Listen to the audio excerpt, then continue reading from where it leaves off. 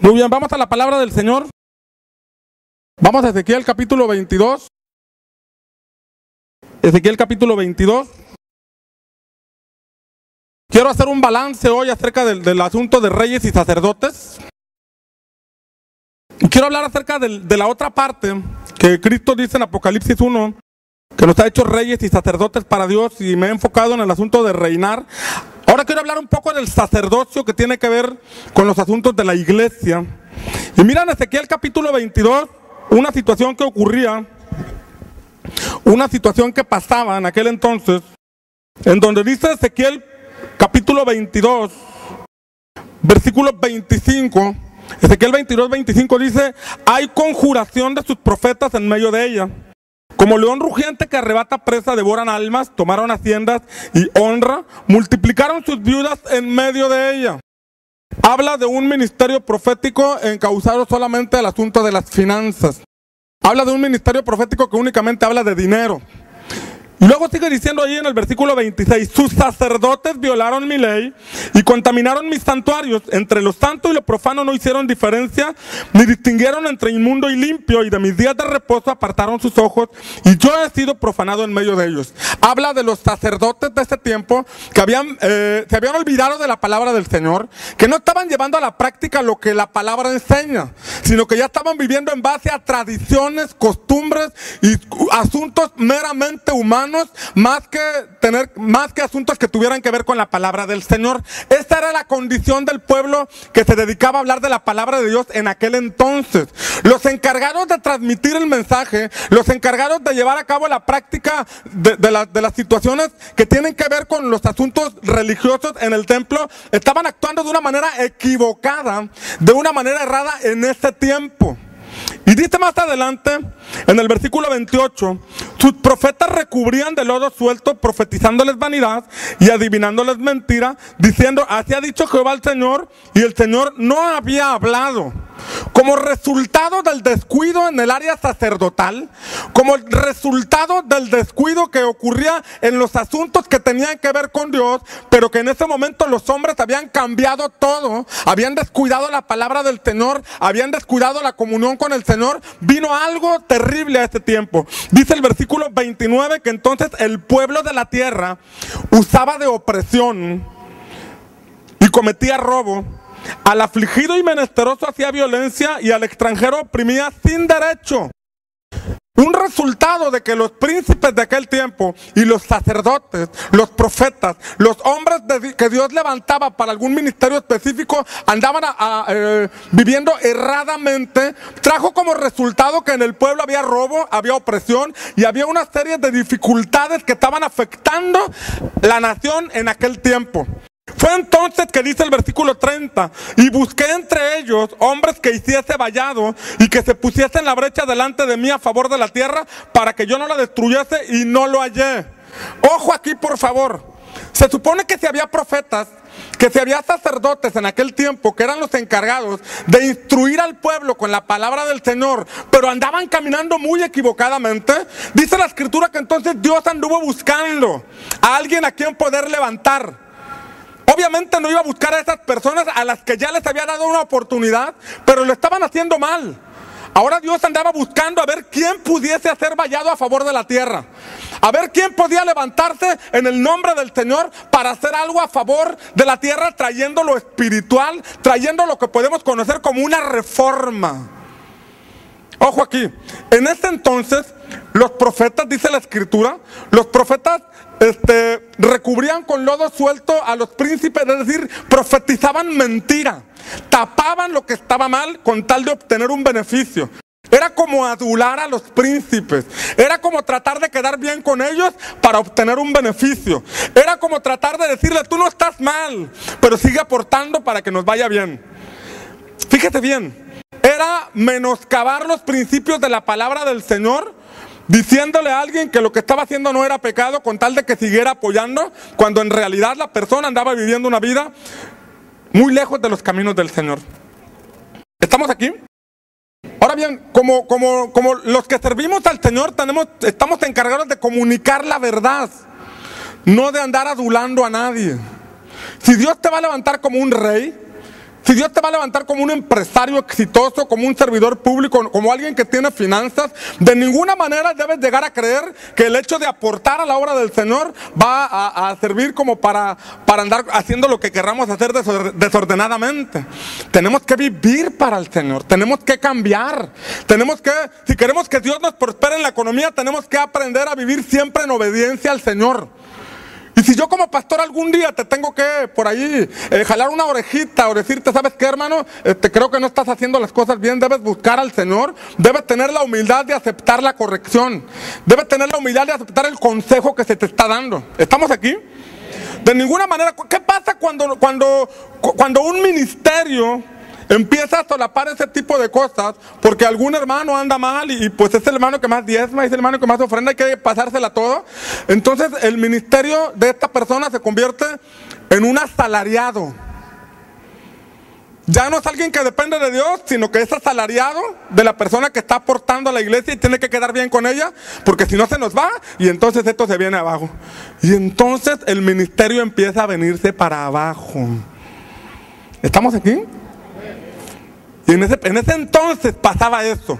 Los profetas adulaban a los príncipes para quedar bien con ellos, para que ellos pudieran seguir aportando y apoyando lo que ellos estaban haciendo.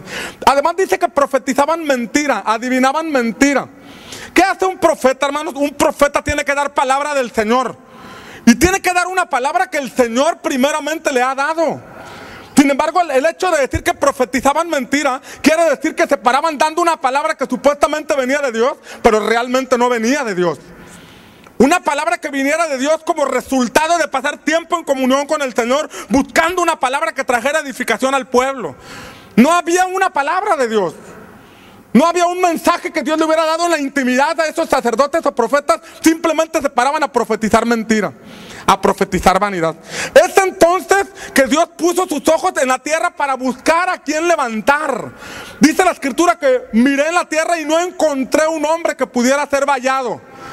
Y esto nos habla de que en ocasiones Dios tiene que hacer reformas espirituales. ¿Qué es una reforma espiritual? Son cambios.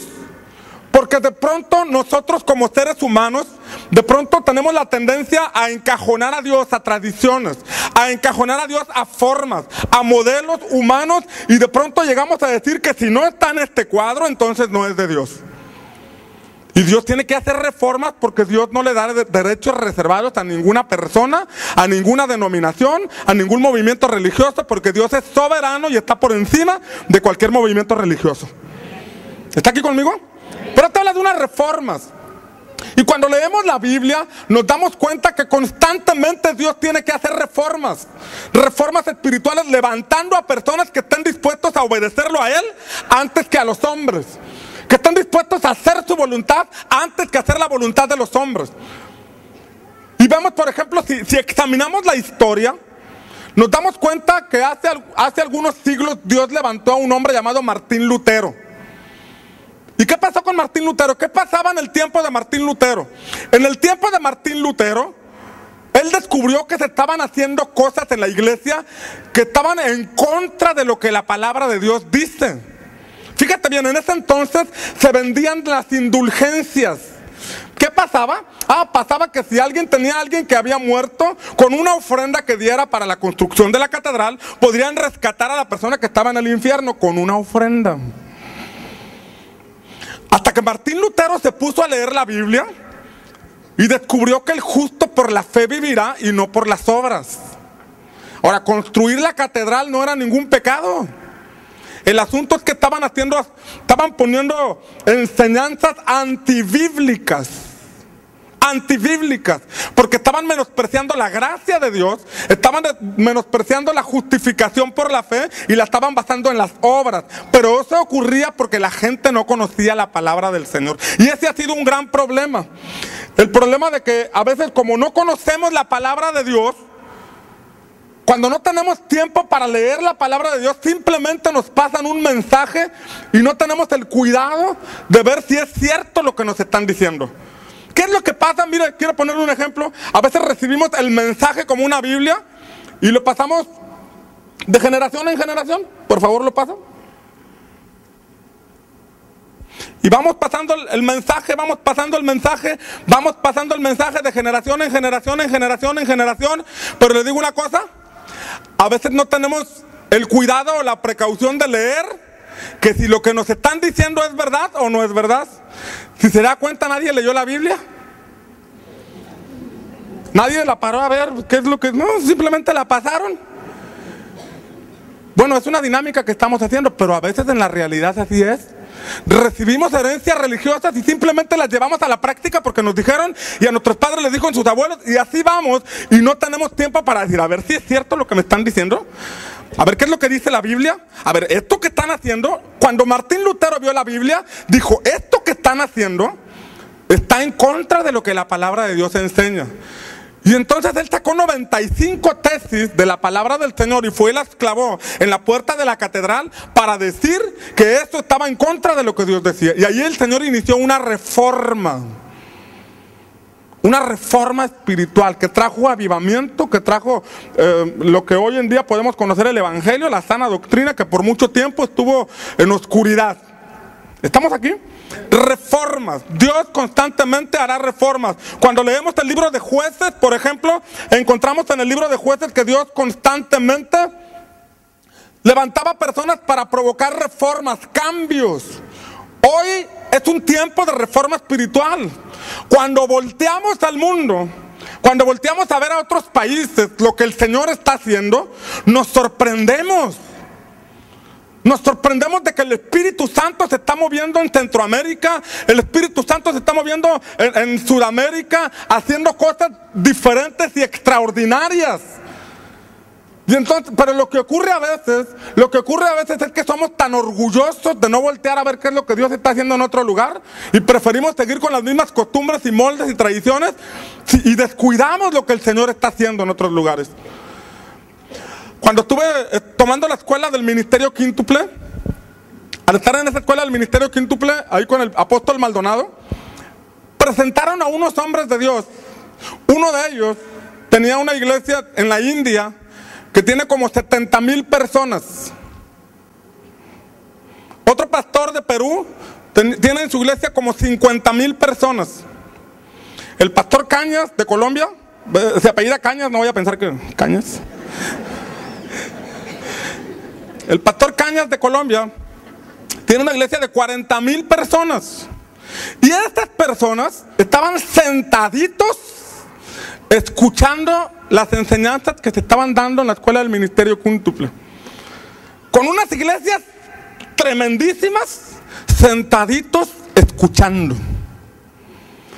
A veces nosotros podemos ser tan orgullosos de no voltear a ver qué es lo que Dios está haciendo en otros lugares y nos queremos encerrar y no nos damos cuenta que Dios está haciendo reformas en su iglesia, cambios estructurales, cambios en la liturgia, cambios en la manera de hacer las cosas, en las estrategias para ganar una ciudad. Volteamos a ver aquellos países y nos damos cuenta que son países en donde ciudades están completamente siendo transformadas por el poder de Dios.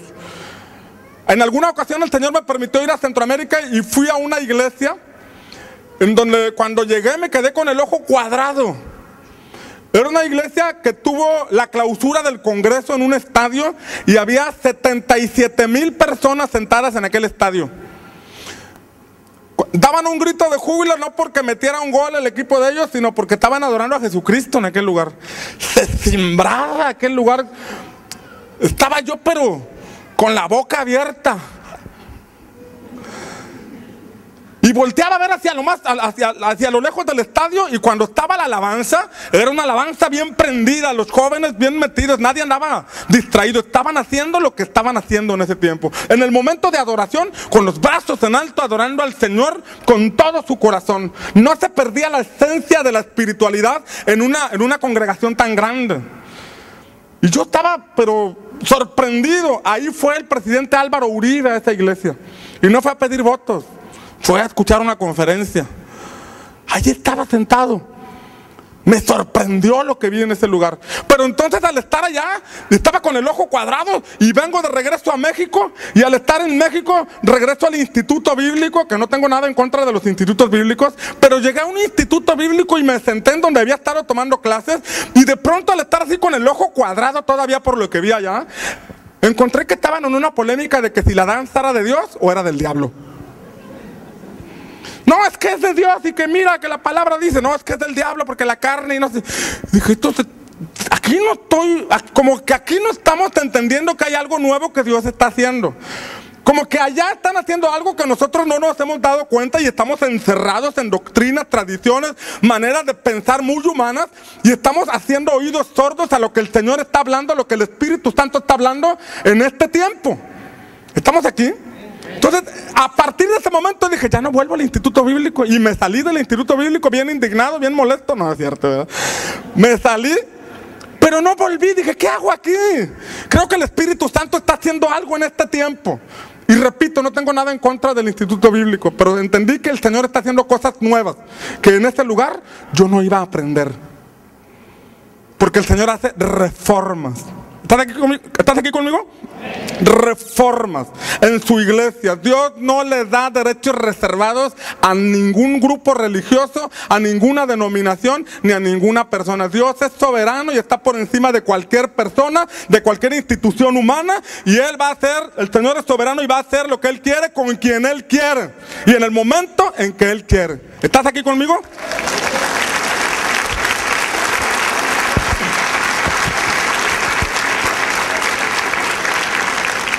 Pero vemos algo que pasaba en el tiempo, hablando del sacerdocio. Si vas conmigo a Primera de Samuel. En Primera de Samuel.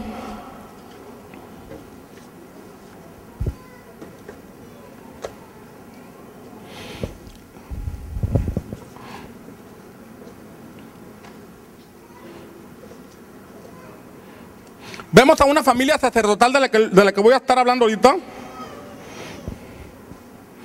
Una familia sacerdotal en Primera de Samuel capítulo 2.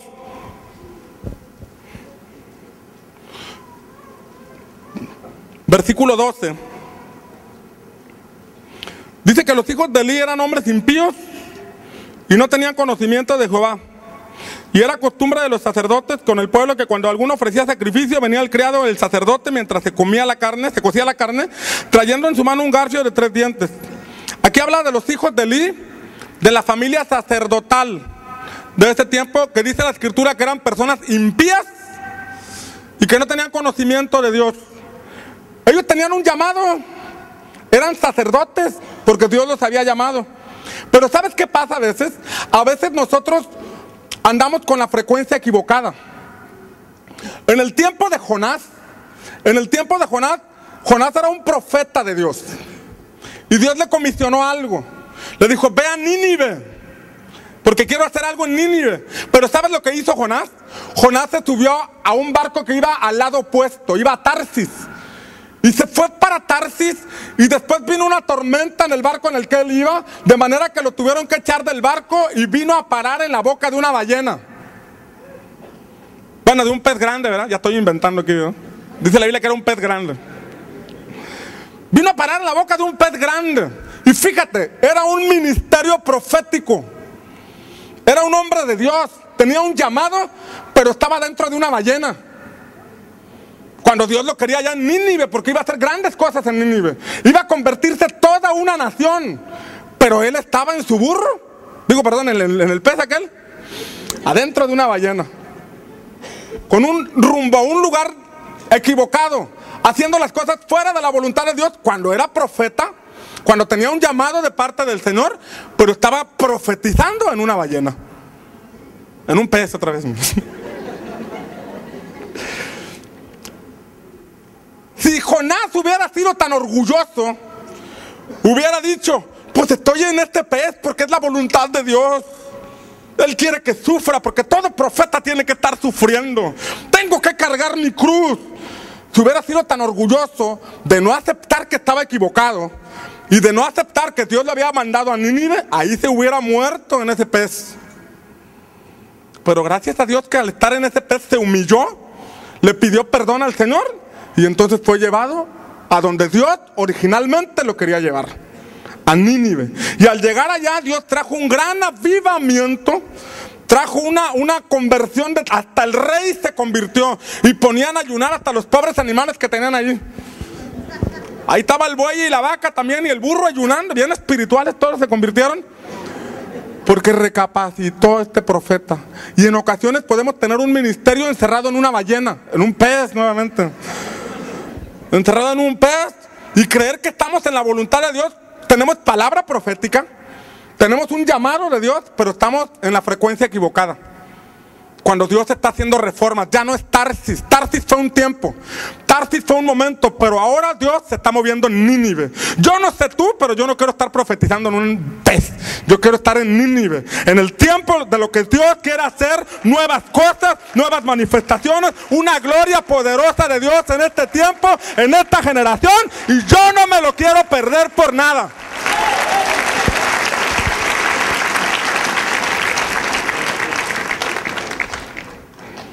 Así que salte de ese pez y vete al barco que te va a llevar al destino que Dios tiene para ti, a Nínive. ¿Por qué se tienen que hacer reformas? Le voy a decir 3 razones por las que tiene que haber reformas. 3 razones, entre otras, pero una reforma es necesaria.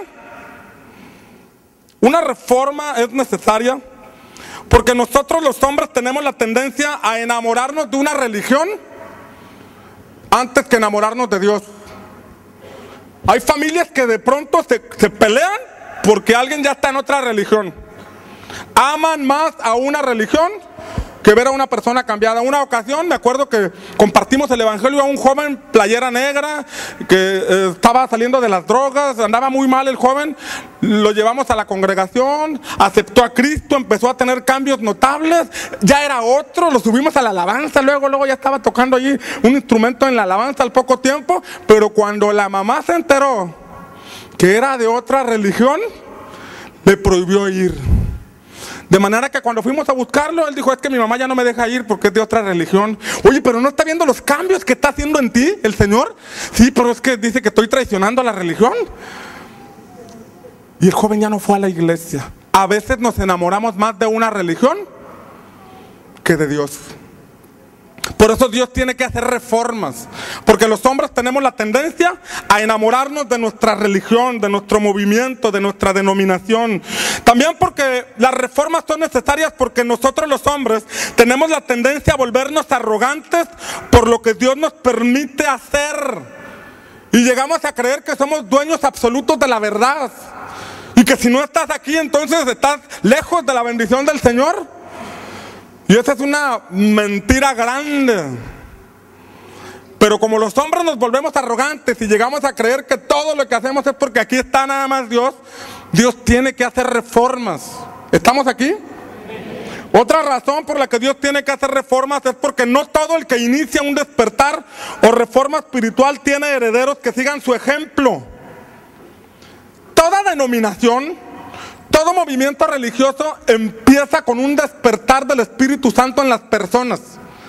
Empieza un avivamiento, empiezan a ocurrir cosas extraordinarias, empieza Dios a hablar, empieza Dios a moverse y algo extraordinario empieza a pasar, la iglesia empieza a crecer, empieza a haber un movimiento del Espíritu Santo.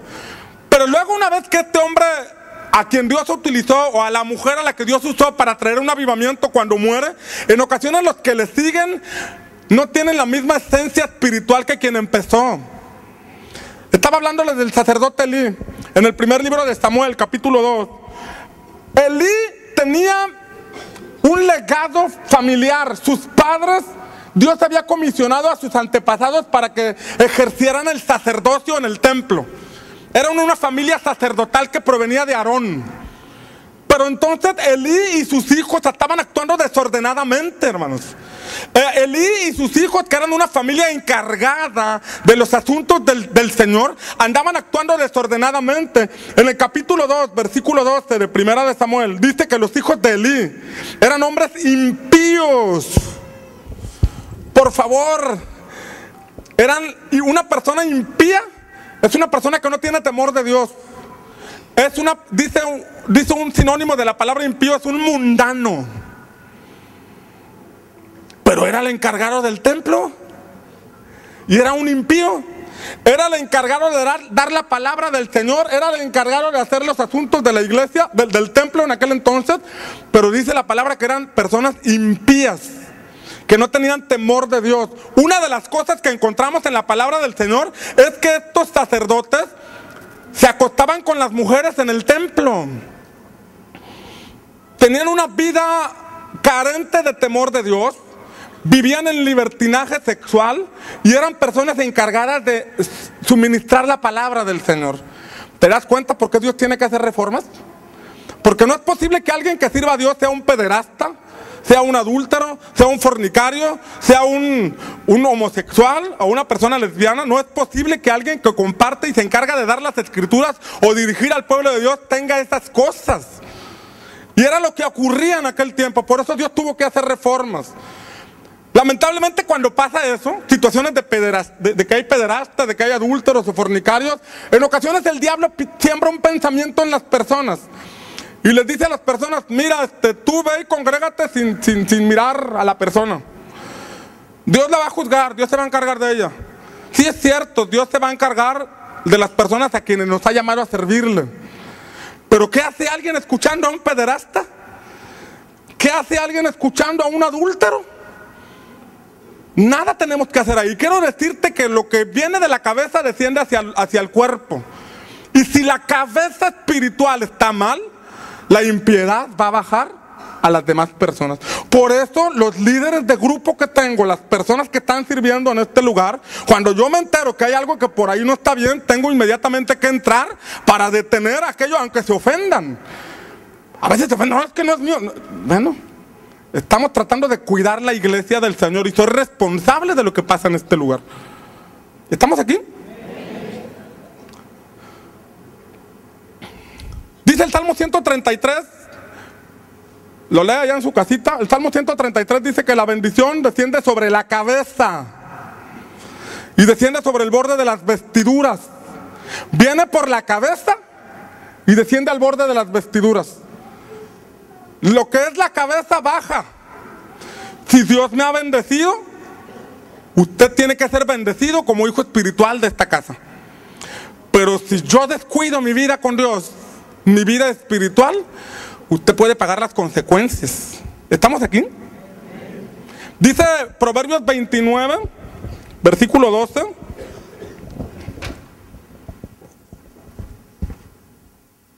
Proverbios 29, 12.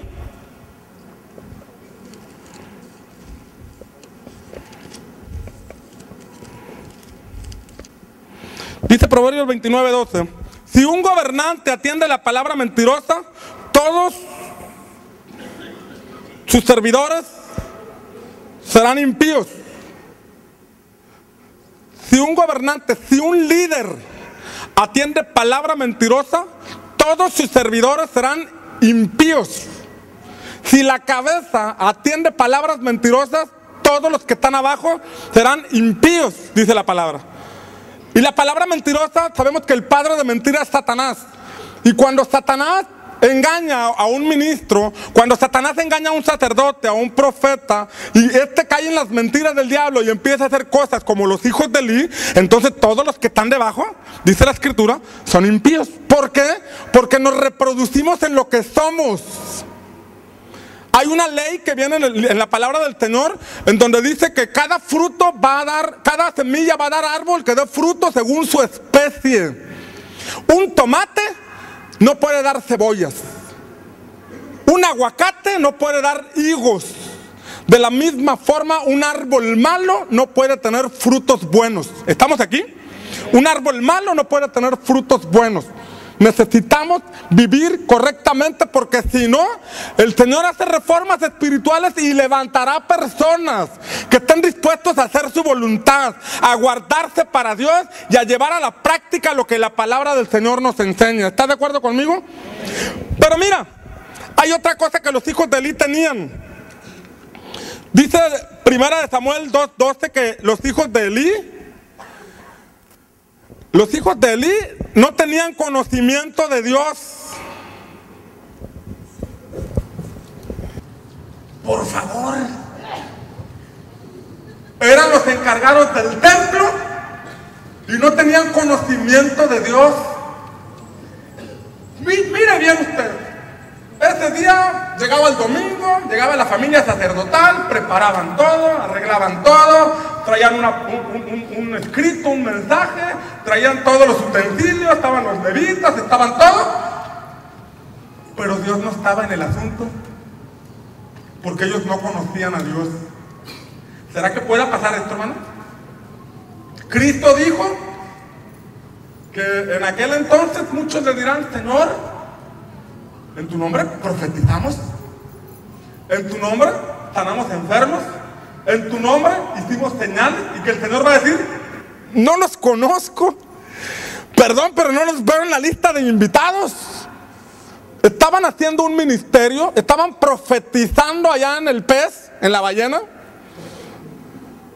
cuando deberían estar en Nínive. Los hijos de Elí no conocían a Dios. Y como no conocían a Dios, como vivían impíamente, Dios tuvo que hacer reformas. Dios tuvo que hacer cambios. En el capítulo 2, versículo 30, vemos que el Señor le dijo a Elí, Dios le dijo a Elí en el versículo 30: por tanto Jehová, el Dios de Israel, dice: yo había dicho que tu casa y la casa de tu padre andarían delante de mí perpetuamente. Mas ahora ha dicho Jehová: nunca yo tal haga, porque yo honraré a los que me honran, y los que me desprecian serán tenidos en poco. El Señor le estaba diciendo a Elí: mira, yo había dicho que de la familia de ustedes levantaría sacerdotes, pero ahora digo que siempre no. Que nunca yo tal haga. Que nunca yo tal haga de continuar dándole un ministerio, un sacerdocio a quienes no me honran. Y el Señor dijo: porque yo voy a honrar a los que me honran. Fíjate lo que está pasando. La Biblia dice que irrevocables son los dones y el llamamiento. Pero con todo y dones y llamamiento podemos estar adentro de un pez, lejos de la voluntad del Señor. Sí, profetizando, sí, haciendo milagros, lo que sea, pero dentro de una ballena, muy lejos de la voluntad del Señor. ¿Estás aquí conmigo? Un cambio. Yo había dicho que ustedes iban a hacer, les dijo a Elí, pero ahora no. Ahora voy a tener que levantarme a alguien que esté dispuesto a hacer mi voluntad.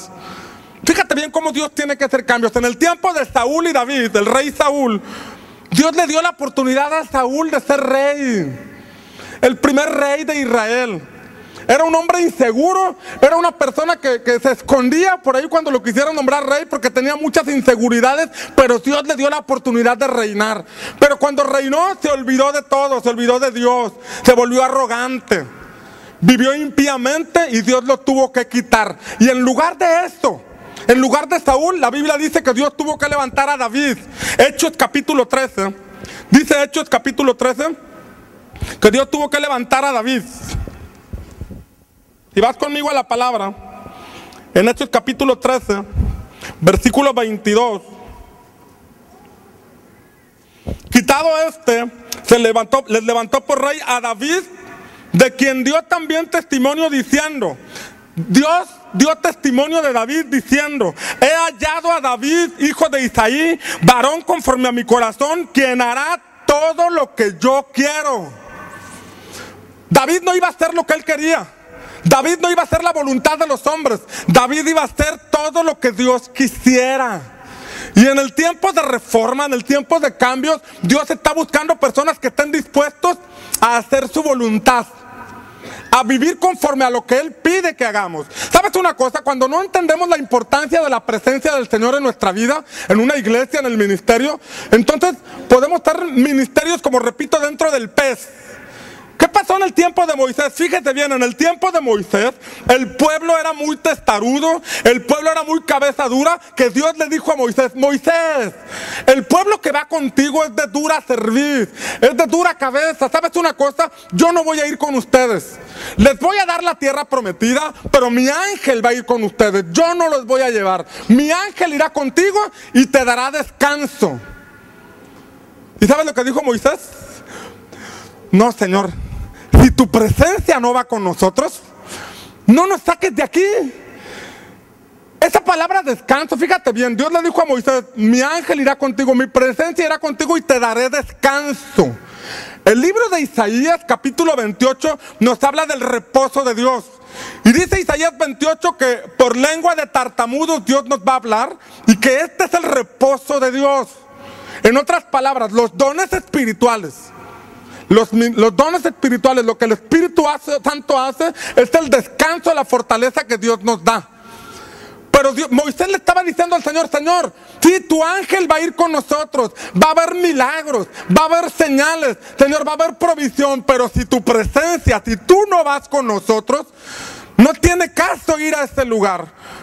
En una iglesia puede haber sanidades, en una iglesia puede haber milagros, en una iglesia puede haber palabra, pero si Dios no está en el asunto, porque estamos en una ballena rumbo a Tarsis, cuando el Señor está en Nínive, hermanos, la iglesia no tiene razón de ser. ¿Estamos aquí, hermanos? Porque el Señor andará buscando a alguien que esté dispuesto a hacer su voluntad. El Señor andará buscando a alguien que esté dispuesto a seguirle y a obedecerle. Y sabes una cosa, el versículo 36, en el versículo 36 de Primera de Samuel, capítulo 2, habla de lo que ocurre, habla una palabra fuerte. Habla una palabra fuerte de lo que ocurre cuando nosotros no entendemos los cambios o actuamos impíamente o desarrollamos un sacerdocio impíamente. Dice Primera de Samuel, primer libro de Samuel, capítulo 2, versículo 35. Dios le estaba diciendo a Samuel, a Elí, a través del profeta Samuel, le dijo, yo me suscitaré un sacerdote fiel. Era una sentencia que Dios le estaba dando al sacerdote Elí, por cuanto había hecho las cosas mal. Dice el versículo 35, yo me suscitaré un sacerdote fiel, que haga conforme a mi corazón y a mi alma, y yo le edificaré casa firme, y andará delante de mí ungido todos los días.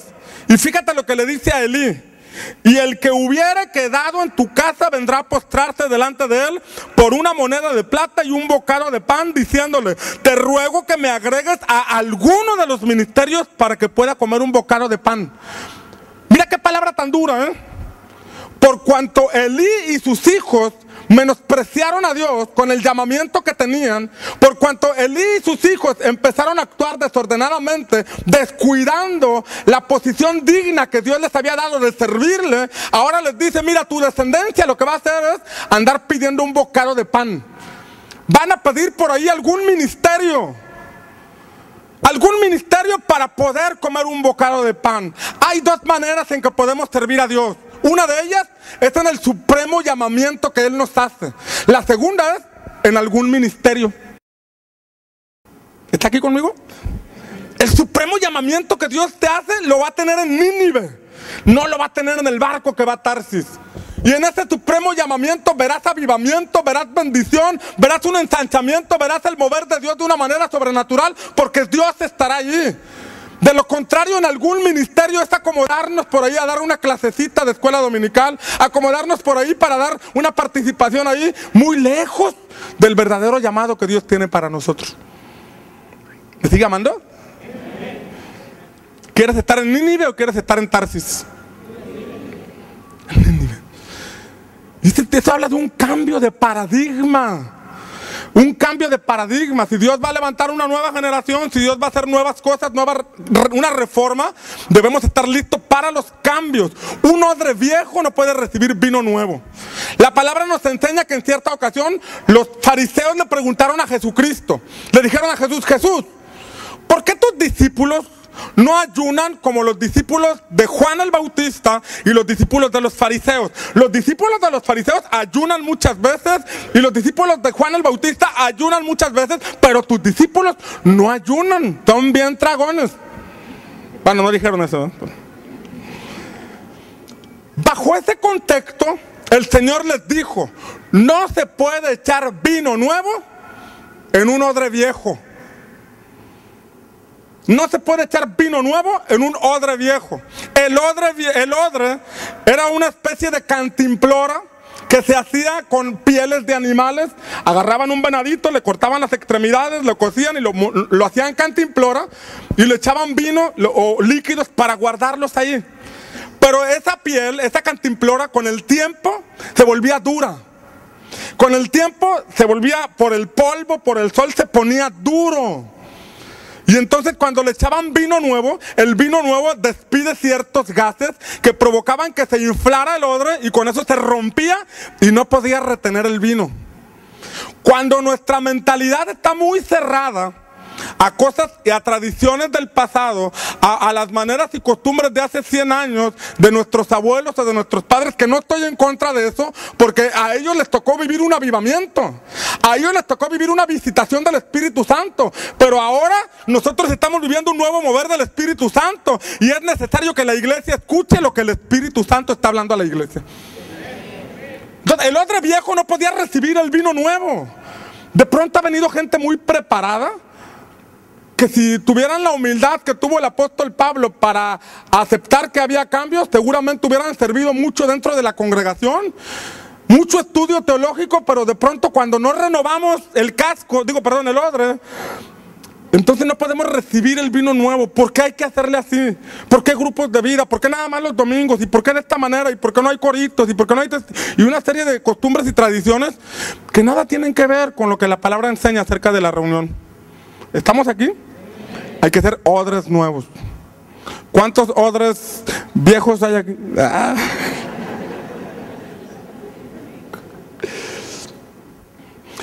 Luego dijo, no se puede poner a un vestido nuevo que se rompió, no se le puede poner un remiendo de una tela vieja. Mejor si es un vestido nuevo, ponle un remiendo nuevo. No le puedes poner un parche viejo a algo nuevo. En una reunión no se trata, vamos a meter coros nuevos. No solo son los coros nuevos. Me tocó estar en una iglesia tradicional donde tratamos de meter coros nuevos, pero no pasó nada. No son parches que se le ponen a la iglesia. Es un cambio en nuestra manera de pensar. Es un cambio en nuestra manera, en lo que Dios está haciendo. Tomar el barco correcto e irnos a la dirección que el Señor quiere que nos vayamos, para que en este tiempo que me toca vivir, yo pueda ver la manifestación de la gloria de Dios sobre mi vida, sobre mi familia y sobre mi generación. ¿Alguien dice amén? Tiempos de cambio, repita conmigo, tiempo de cambio, tiempo de reforma. Y yo quiero estar listo. Vamos a decirlo fuerte, yo quiero estar listo para lo que el Señor quiere hacer. Ahora, con el cambio de sacerdocio, cuando fue quitado Elí y su familia, vino una reforma que trajo cambios, que trajo bendición. Mira el capítulo 3 de Primera de Samuel. Capítulo 3 de Primera de Samuel, versículos 19 al 21. Con la reforma, con el cambio. Dice que Samuel creció, Primera de Samuel 3:19, Samuel creció y Jehová estaba con él. Y no dejó caer a tierra ninguna de sus palabras. Y todo Israel, repita conmigo, todo Israel. Vamos, diga, todo México. Vamos, dígalo más fuerte, todo México. Aquí dice, todo Israel, desde Dan hasta Berseba, conoció que Samuel era fiel profeta de Jehová. Y Jehová volvió a aparecer en Silo, porque Jehová se manifestó a Samuel en Silo por la palabra de Jehová. Nuevamente vino Dios. Ya no estaba presente en las reuniones de Elí. Ya no estaba presente con los hijos de Elí. Ahora Dios había levantado a un Samuel, a alguien que estaba dispuesto a obedecerle, a alguien que estaba dispuesto a aceptar los cambios, a ver la reforma que Dios quería hacer. Y ¿sabes una cosa? Yo no quiero ser como Elí. Yo quiero que Dios siempre me encuentre como Samuel. Y entiendo que de aquí a 30 años se levantará una nueva generación que será la generación de mis hijos. Y Dios hará cosas a través de ellos. Y quiero pedirle a Dios que me dé sabiduría para no ser alguien cerrado, que impida los cambios y que impida el fluir que el Señor quiere hacer a través de la generación de mis hijos. ¿Está aquí conmigo? Yo doy gracias a Dios por mi padre. Mi padre es un hombre muy abierto. Mi padre es un hombre que sirvió mucho en su generación, fue un general de Dios en las asambleas de Dios. Él sirvió a Dios por mucho tiempo, muchos años, pero ahorita él me escucha, él es mi mentor espiritual en este momento, es mi pastor, mi papá es mi pastor en este momento, y él me aconseja, él me instruye y está abierto y reconoce que hay cosas que el Señor está haciendo. Hay un mover espiritual en el que todos tenemos que estar abiertos para estar como Samuel en el lugar correcto. ¿Está aquí conmigo? En el tiempo de Jesús vinieron discípulos de Juan el Bautista para estar con Jesús. Jesús no los corrió, Jesús los recibió. Vinieron fariseos, vino Nicodemo con Jesús, Jesús no lo corrió, Jesús los recibió. ¿Cuántos fariseos hay? No, no es cierto, no se crea.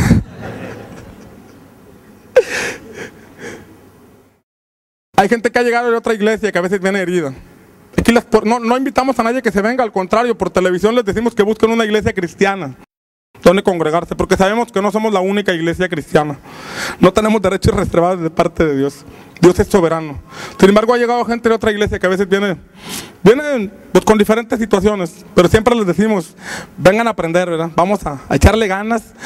Tienen mucho que aportar para las cosas del Señor. Juntos vamos a hacer que en esta generación Dios haga un avivamiento como lo hizo en Nínive. No nos vamos a aferrar a ir a Tarsis. No nos vamos a encerrar en una ballena, nuevamente la ballena del pez. Vamos a profetizar en Nínive. Vamos a estar en ese lugar en donde el Señor va a manifestarse con todo su esplendor, con toda su gloria, porque este es el tiempo en que Dios quiere hacerlo. ¿Alguien dice amén?